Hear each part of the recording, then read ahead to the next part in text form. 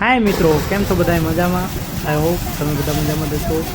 तो आज आपड़ा घऊं निकळी गया छे अने घऊंनी सफाई करवानुं चालू छे। तो आपणे घऊंनी सफाई करी अने आजे आपणे नवा घऊंना लाडवा बनाववाना छे। तो तेना माटे आपणे नवा घऊं लई लईए। तो आपणे नवा घऊंने बरણીમાં अंदर भरी लेवाना छे। आजे आपड़ा नवा घऊं निकळ्या छे तो आपणे तेना लाडवा बनाववाना छे। तो तेना माटे आपणे बरણીની અંદર नवा घऊं जे આપણે કાઢ્યા છે તેને ભરી લઈશું। આપણે વાડીએથી નવા ઘઉં લઈને આવી ગયા છીએ અને આપણે તેને ભડકું દળવા માટે આપણે ઘંટીની અંદર રાખી દીધા છે। તો હવે આપણે લાડવા બનાવવા માટે નવા ઘઉંનું ભડકું તૈયાર કરશું અને આપણે ઘંટી ચાલુ કરી દીધી છે। હવે આપણું ભડકું દળવા માટે ચાલુ થઈ ગયું છે ઘંટીની અંદર। ત્યારબાદ આપણે નવા ઘઉંના લાડવા બનાવશું। આપણે લાડવા બનાવવા માટેનું ભડકું દળાઈને તૈયાર થઈ ગયું છે। તો હવે આપણે નવા ઘઉંના આજે લાડવા બનાવવાના છે। તો આપણે લાડવા બનાવવા માટે જે ભડકું લીધું છે તેની અંદર આપણે મોણ નાખી દઈશું જેથી આપણા લાડવા સારા બને। આપણે લોટની અંદર તેલનું મોણ નાખી દેવાનું છે અને તેને આપણે વ્યવસ્થિત આવી રીતે મિક્સ કરતું જવાનું। તો આપણે આવી રીતે લોટ અને તેલને મિક્સ કરી દેવાનું છે। વ્યવસ્થિત મિક્સ થઈ જાય ત્યારબાદ આપણે તેની અંદર થોડું થોડું પાણી નાખતું જવાનું છે અને લોટ થોડોક આપણે કઠણ બાંધવાનો છે।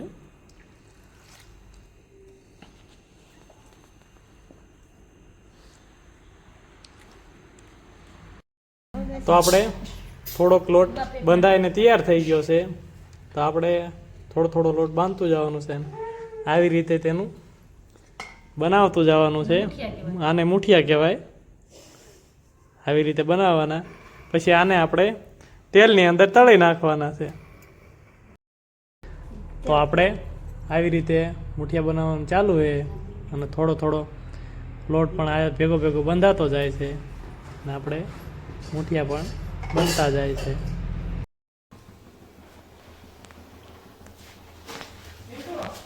તો મિત્રો આપણે મુઠિયા તળવા માટે ગેસ ઉપર તેલ મૂકી દીધું છે ગરમ કરવા માટે। તો આપણું તેલ ગરમ થઈ ગયું છે। તો આપણે તેની અંદર આપણે જે મુઠિયા બનાવ્યા છે તેને આપણે તેલની અંદર નાખી દેવાના છે અને તે વ્યવસ્થિત તળાઈ જાય ત્યાં સુધી આપણે તેને તેલની અંદર રહેવા દેવાના છે।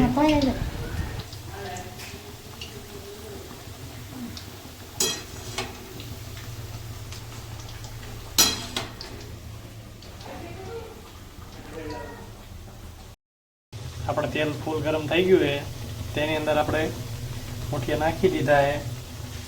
તેને આપણે વ્યવસ્થિત તળી નાખવાના અને ત્યારબાદ તેને ભાંગી નાખવાના। તો મિત્રો આપણે મુઠિયા તળાઈ અને તૈયાર થઈ ગયા છે। તો તેને આપણે એક છાણણી લઈ લેવાની છે જે સ્પેશિયલ લાડવા બનાવવા માટેની આવે છે। તો આપણે આવી રીતે મુઠિયાને ભાંગવાના છે જેથી તેનો જે નાનું નાનું ઝીણું આપણે તેને ભાંગી નાખવાનું છે જેથી લાડવામાં સારું રહે। જો આવી રીતે ભાંગવાનું છે અને જે નીચે આપણે ભાગ ઉપયોગ કરવાનો છે તે નીચે ઓટોમેટિક નાના નાના હોલ હોય છે તેમાંથી નીકળી જાય છે।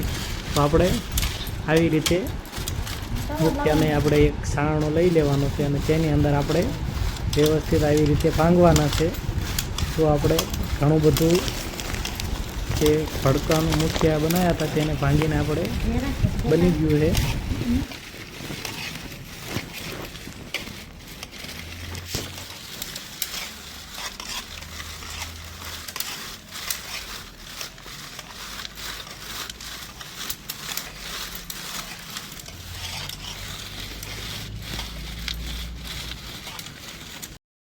આપણે હવે મુઠિયા ભાંગીને તૈયાર થઈ ગયા છે।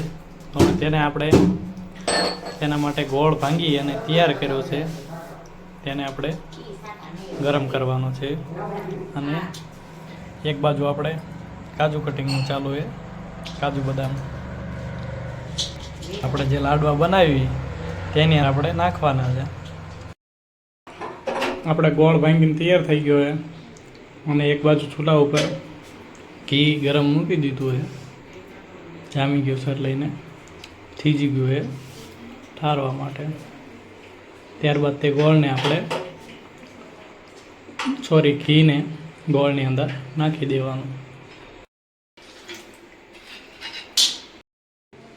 આપણે ઘી ગરમ થઈ ગયું હતું બરણીની અંદર, એને આપણે ગોળની અંદર નાખી દીધું.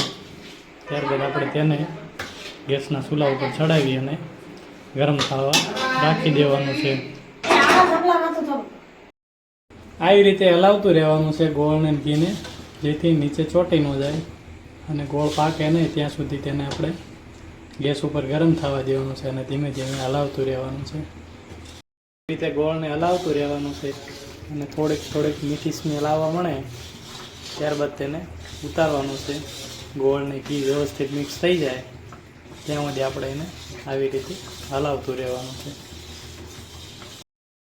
ગોળ હવે ઉપર આવી ગયો છે અને ઘી ને ગોળ બી વ્યવસ્થિત મિક્સ થઈ ગયું છે, તો આપણે તેને આવી રીતે હલાવતું રહેવાનું છે વ્યવસ્થિત, જેથી ગોળ બળી ન જાય એ પણ ખ્યાલ રાખવાનો છે, નહીંતર ગોળ બળી ગયાની વાસ આવશે.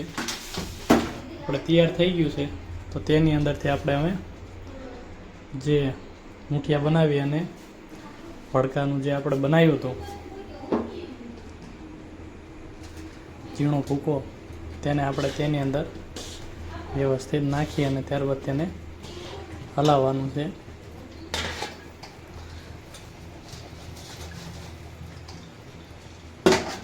નીચે ચોંટી ન જાય એનો ખ્યાલ રાખવાનો છે.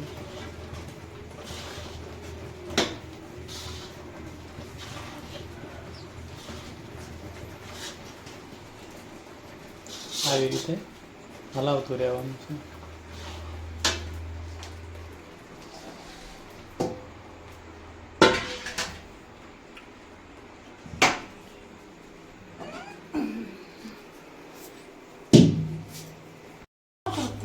તો આવી રીતે હલાવીને આપણે મિક્સ થઈ ગયું છે, આપણે લાડવા તૈયાર છે. આપણે કાજુ બદામ પણ કટિંગ કરીને તૈયાર છે, એને આપણે અંદર નાખી દઈશું બધું. તો આપણે કાજુ બદામ મિક્સ કરી દેવાના છે અને આપણે નવા ઘઉંના લાડવા તૈયાર છે. તો આપણે ચૂરમું તૈયાર થઈ ગયું છે, હવે એના આપણે લાડવા બનાવી નાખવાના છે. તો આવી રીતે અમે નવા ઘઉંના લાડવા બનાવ્યા છે. તો તમને અમારો આ વિડીયો કેવો લાગ્યો? જો અમારો આ વિડીયો ગમ્યો હોય તો લાઈક કરો, શેર કરો અને સબસ્ક્રાઈબ કરવાનું ભૂલતા નહીં.